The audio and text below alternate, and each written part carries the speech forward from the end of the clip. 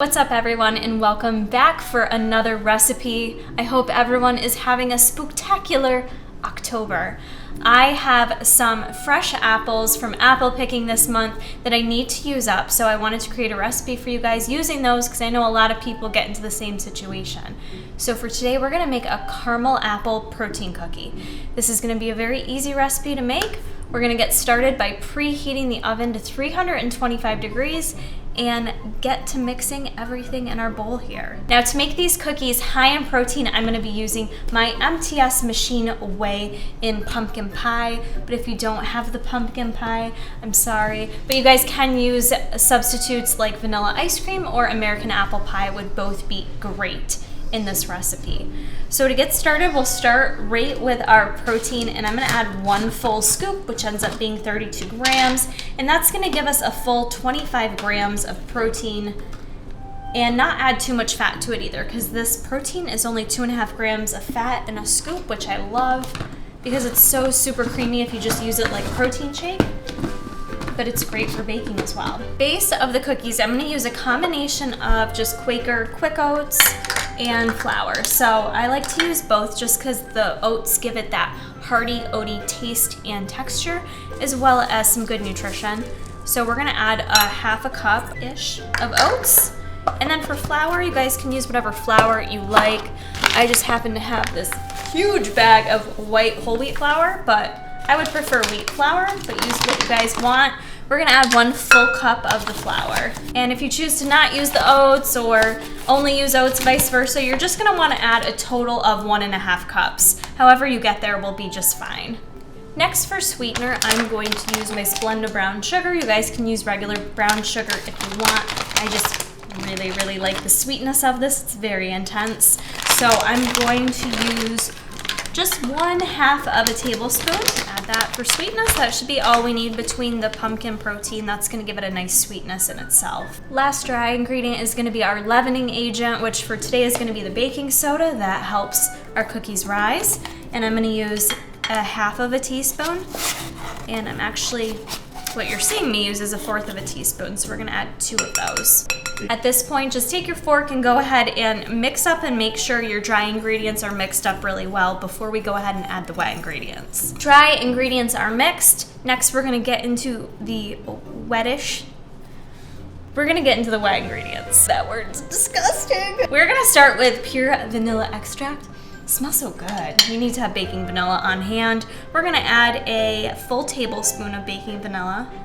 I'm using 1/2 of a tablespoon to be confusing, so we're using 2 of those. We're gonna add 1 whole large egg. I'm gonna separately crack this and stir that up, whip it all up before we add it in there. So the egg yolk is gonna add some fat to this recipe, but as I always like to mention, egg yolk is actually a great source of nutrition for you guys, great source of B vitamins, so it's gonna give you loads of energy, as well as fat and cholesterol. And actually your body does need cholesterol. It's kind of a myth that it doesn't, because your body cells are comprised of cholesterol, so you do need to take some in through your diet. Key is not taking in too much. We're also gonna add a little bit more fat, a little more flavor via some peanut butter. I just have here some crunchy peanut butter, although it's rather creamy, and I'm going to add we're gonna add 1/4 of a cup. We're gonna add a lot of peanut butter, 1/4 of a cup of this peanut butter.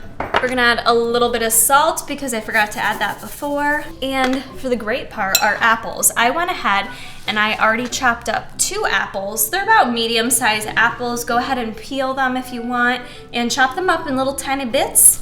And just go ahead and add those into your mixture. At this point, go ahead and stir everything together, fold it all in. Just gonna use my large spoon here and mix this in. So the mixture's still very dry once you mix it together. Next, what we're gonna do is add some milk to it. I'm using the unsweetened cashew milk, and I'm just gonna add a little bit at a time. I'm gonna take my 1/4 of a cup and just do 1/8 of a cup, add that to the mixture, and stir it together. I'm gonna add another 1/8 of a cup. Sometimes just using a spoon doesn't do the trick. Hands do a way better job. You're just gonna wanna take a cookie sheet. I just line mine with parchment paper or wax paper. And then we're just gonna take the batter and drop it on there tablespoon at a time. Once you've got your cookie sheet fully lined, go ahead and put it in the oven for 10 to 15 minutes. Bake it at 325. I cooked my cookies for a total of 13 minutes and went ahead and put them immediately on a wire rack in order to allow them to keep cooling. They turned out really good at 13 minutes, a nice little crispy outside, but still soft in the center.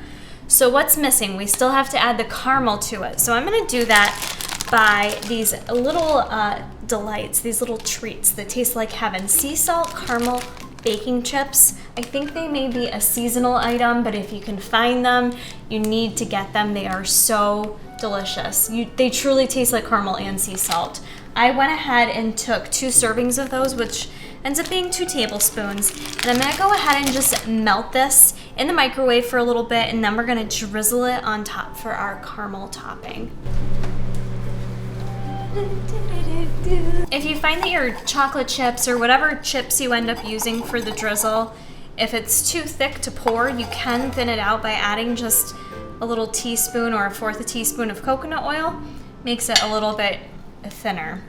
So what we're gonna do now that it's all melted down, we're just gonna go ahead and drizzle on top of the cookie so that each cookie gets a caramel bite. Oh, yes. Wow. Those look so good. All you need to do too is chill them for a little bit after you do the drizzle on top. Yeah, you should probably chill them, but we're gonna try a bite, shall we? See if they're any good. And I'm not even like a big caramel apple person, but like, do you understand that right now? Do you guys like understand what's happening right there? It's like little bites of heaven. Wow. Consistency is on point. Take another bite. Woo! They're sweet, they're delicious. Consistency is perfect. This is a great way to use up any of those leftover fresh apples you have from apple picking this season. Put them to good use. Add a little extra nutrition, a little extra vitamin C to your cookies, and they're high in protein using our Machine Whey. So make sure to get your MTS nutrition needs at tigerfitness.com. Using my link, of course, down in the description box. I hope you guys enjoy this recipe. If you do make them, go ahead and tag me on the Instagram, KaraCoreyFitLife. You can follow me there as well, and I shall see you in the next recipe.